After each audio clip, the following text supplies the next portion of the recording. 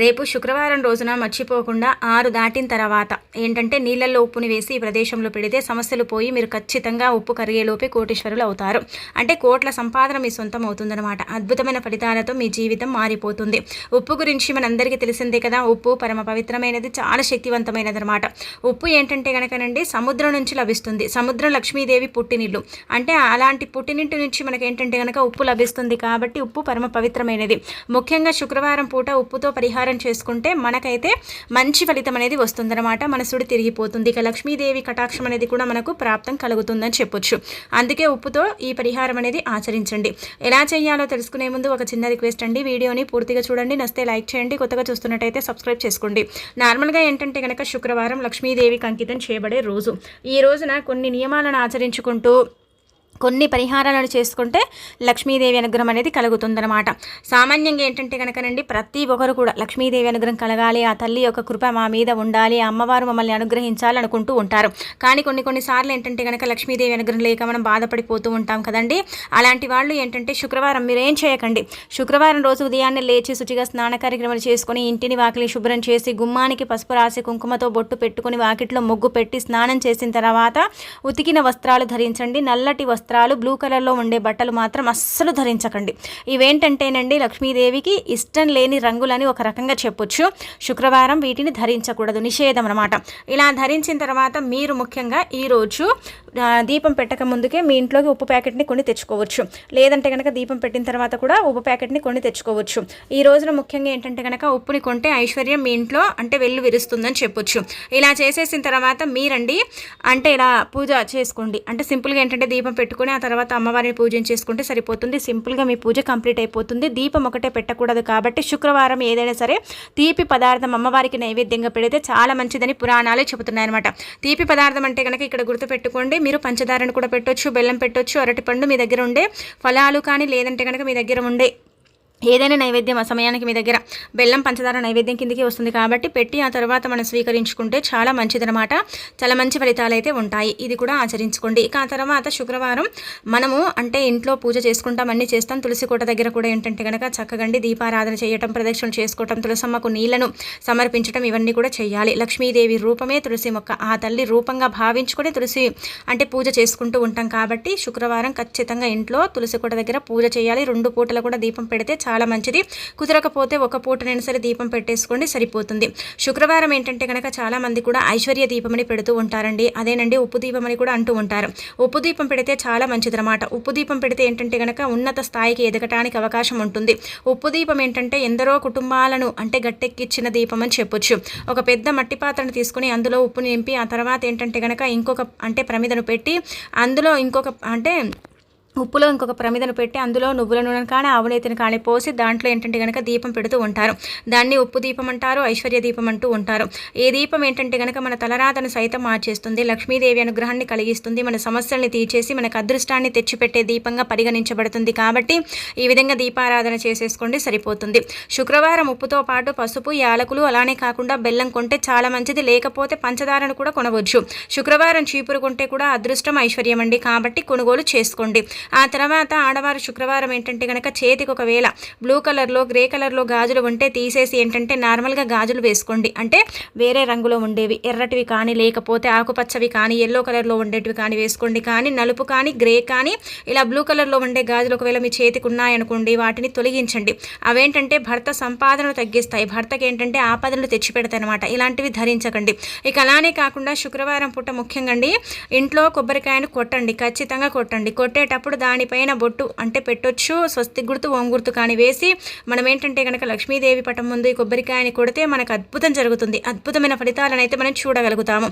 శుక్రవారం ఏంటంటే కనుక ఇలా కొబ్బరికాయని కొడితే అదృష్టం మనకు ఐశ్వర్యం కూడా కలుగుతుందన్నమాట. అంటే శుక్రవారం కొబ్బరికాయ కొడితే లక్ష్మీదేవి సంపూర్ణంగా అనుగ్రహిస్తుందన్నమాట. అందుకే మీరు ఇలా దీపం పెట్టిన తర్వాత కొబ్బరికాయను కూడా కొట్టుకోవచ్చు.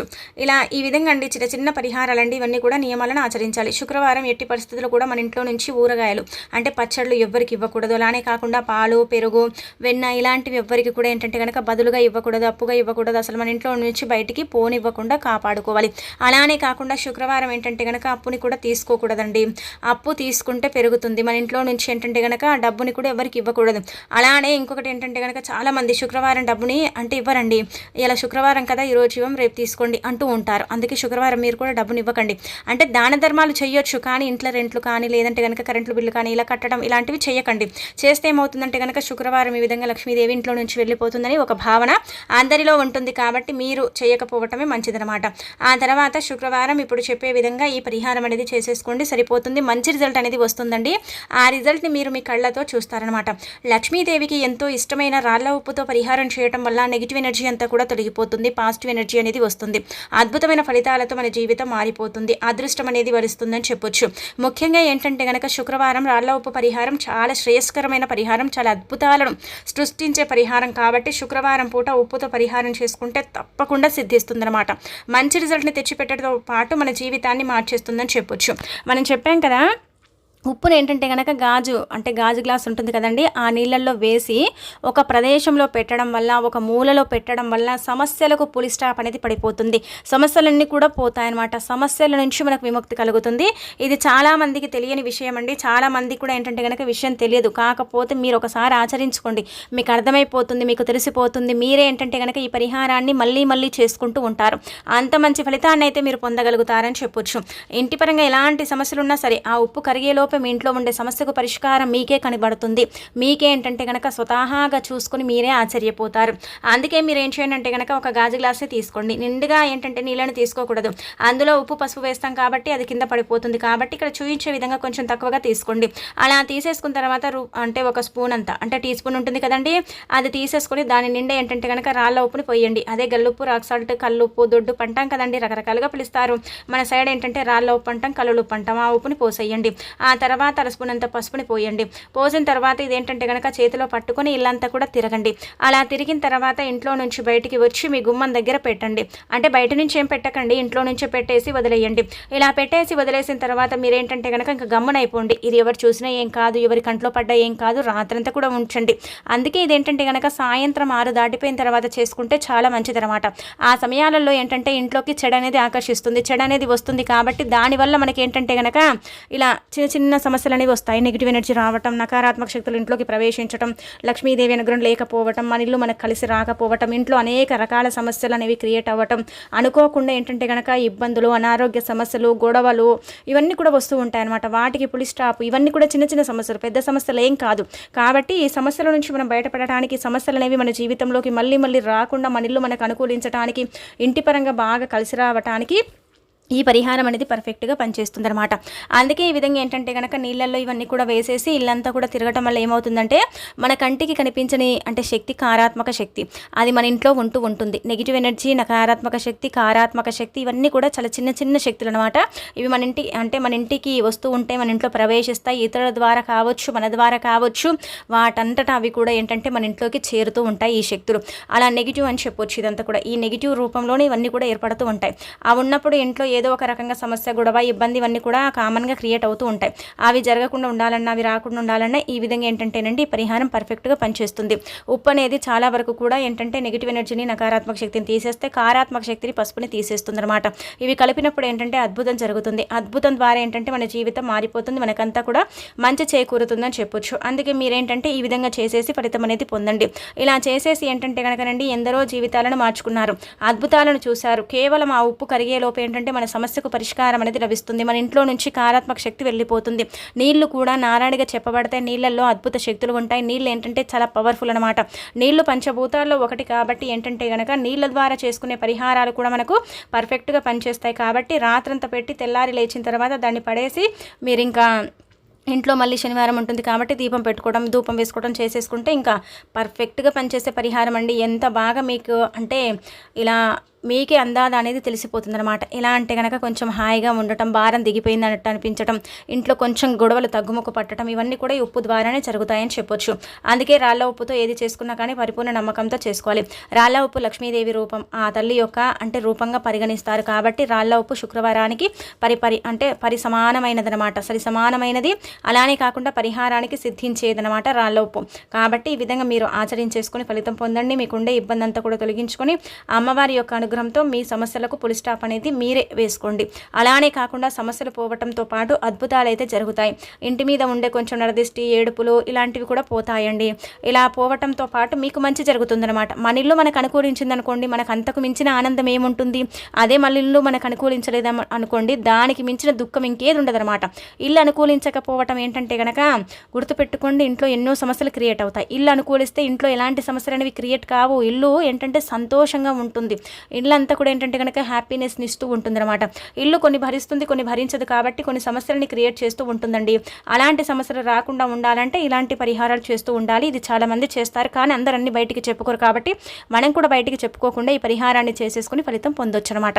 మీ ఇంటి పరంగా మాత్రం మీకు పర్ఫెక్ట్గా పనిచేసే పరిహారం, అది కొత్తిల్లు కావచ్చు, పాతిల్లు కావచ్చు, అలానే ఇంటి పరంగా ఏం బాగుండదు, ఎప్పుడు ఏదో ఒక సమస్య ఇబ్బంది అనుకునే వారికి కూడా పర్ఫెక్ట్గా పనిచేసే పరిహారం. కాబట్టి చేసి ఫలితం పొందండి. మీకుండే ఇబ్బంది అంతా కూడా తొలగించుకొని ఆ తల్లి యొక్క అనుగ్రహాన్ని కలిగించుకొని మీ ఇంట్లో ఉండే చెడునంతా కూడా బయటికి పంపించుకోండి. ఆ తర్వాత ఇంకొకటి ఏంటంటే కనుక ఇప్పుడు చెప్పి ఈ పరిహారం చేయండి. ఇది కూడా 6 దాటిపోయిన తర్వాత చేయొచ్చు. చాలా చిన్న పరిహారం. దీని ద్వారా ఏంటంటే కనుక మీ దిష్టి దోషం అనేది దూరం అయిపోతుంది. ఇప్పుడు పిల్లల్లో కావచ్చు, పెద్దవారిలో కావచ్చు, మనం చూస్తూ ఉంటామండి. దిష్టి దోషాల వల్ల చాలామంది సఫర్ అవుతూ ఉంటారు. ఎంతమంది సఫర్ అవుతూ ఉంటారంటే కనుక మనం చెప్పక్కర్లేదనమాట. మాకు దిష్టి కొట్టిందండి, మేము ఎక్కడికైనా వెళితే పడదండి, ఎవరింటికి వెళ్ళి తినొస్తే మాకేంటంటే కనుక అస్సలు చేత కాదండి, అక్కడికి వెళ్ళి తినొస్తామా, ఇంటికి వచ్చిన తర్వాత మొత్తం వాంతింగ్ అయిపోతుంది, ఏం చేయాలో అర్థం కాదు, మా వెంటనే ఎందుకు ఇలా అవుతుందో కూడా మాకు అర్థం కాదండి అని బాధపడతారు. ఇక మన పిల్లలైతే కొంచెం బాగా రెడీ చేసిన దిష్టి కొడుతూ ఉంటుంది. ఆ దిష్టిని తొలగించుకోవడానికి, దిష్టి దోషాల నుంచి మీరు బయటపడడానికి, అద్భుతమైన ఫలితాలను తెచ్చిపెట్టుకోవడానికి ఇప్పుడు చెప్పే ఈ పరిహారం అనేది పర్ఫెక్ట్గా పనిచేస్తుంది. ఇది పెద్దవారి పరంగా కానీ, పిల్లల పరంగా కానీ, ఎవరి పరంగా చేసినా కానీ ఫలితాలు అయితే వస్తాయన్నమాట. ఇది కూడా ఏంటంటే సాయంత్రం 6 దాటిపోయిన తర్వాత చేయాలండి. 6 దాటిపోయిన తర్వాత చేస్తేనే మంచి ఫలితం అయితే మీరు పొందగలుగుతారనమాట. అందుకే మీరు ఏం చేయండి అంటే కనుక రాళ్ళ ఉప్పు ఉంటుంది కదా, రాళ్ళ ఉప్పులో కొద్దిగా ఆవాలు తీసుకోండి. రాళ్ళ ఉప్పు, ఆవాలు అనేవి ఏంటంటే కనుక పరిహారానికి పర్ఫెక్ట్గా పనిచేస్తాయి. అలానే కాకుండా దిష్టి దోషాలను తొలగించడానికి రారాజులాగా పనిచేస్తాయి. కాబట్టి ఇలా రాళ్ళ ఉప్పు అలానే ఆవాలను తీసేసుకొని మీరు మీ పిల్లలైతే మీ ప్రాంతాలను బట్టి మీరు దిష్టి తీసేసి బయట బజార్లో పడేయొచ్చు. అంటే అందరూ తొక్కేలాగా కాదు, ఎవరు తొక్కకుండా ఉండేలాగా పడేసుకోండి. ఎందుకంటే మన వల్ల ఇతరులకు హాని కలగకూడదు, ఇతరులకు ఏంటంటే కనుక చెడు జరగకూడదు కదా. అందుకే ఏంటంటేనండి కొంచెం దూరంగా పడేసుకోండి. అలా మీరు పెద్దవారి పరంగా కూడా చేసేసి కాల్ చేయొచ్చు, పడేయొచ్చు, ఎలాగైనా చేయొచ్చు. పూర్వకాలంలో అయితే మన పూర్వీకులండి తల చుట్టూదా 3 సార్లు తిప్పి దాన్ని ఏంటంటే ఉప్పురాలను అంటే నిప్పుల మీద వేసేవారు. అప్పట్లో కట్టెల పొయ్యిలు ఉండేవి కాబట్టి అలా చేసేవారు. ఇప్పుడు మనకు అలా లేవు కాబట్టి మనం ఏంటంటే కనుక అందులో కొద్దిగా ఆవాలను కూడా కలుపుకోవాలి. వాళ్ళు కూడా కలిపేవారు. అవేంటంటే కొంచెం చిటపటలాడుతుంటే దిష్టి ఎక్కువ ఉన్నట్టు, అవి చిటపటలాడకపోతే దిష్టి తక్కువ ఉన్నట్టని అంచనా వేసేవారు అనమాట. కాబట్టి మనకి ఇప్పుడు అలాంటి ఛాన్స్ అనేది లేదు. కాబట్టి వాటిని మనం దూరంగా పడేయటం వల్ల మనకు మంచి జరుగుతుంది. ఇది చేసిన వెంటనే ఏంటంటే ఖచ్చితంగా కాళ్ళు చేతులు శుభ్రం చేసుకోవాలి. లేకపోతే ఏంటంటే మళ్ళీ చెడు అనేది మనకు ఆవహిస్తుంది అనమాట. ఇలా కాళ్ళు చేతులు శుభ్రం చేసేసుకుంటే సరిపోతుంది. మంచి ఫలితం అనేది వస్తుంది. దిష్టి దోషాలతో పాటు అనేక రకాల సమస్యల నుంచి కూడా మీరు బయటపడగలుగుతారండి. చక్కగా పనిచేసే పరిహారాలు కాబట్టి ఈ 2 కూడా ఆచరించుకోండి. ఆచరించేసి ఫలితం పొందండి. మీకుండే సమస్యలన్నీ కూడా పూర్తిగా తొలగించుకోండి. తిరగనేది మీకు ఉండదండి అసలు.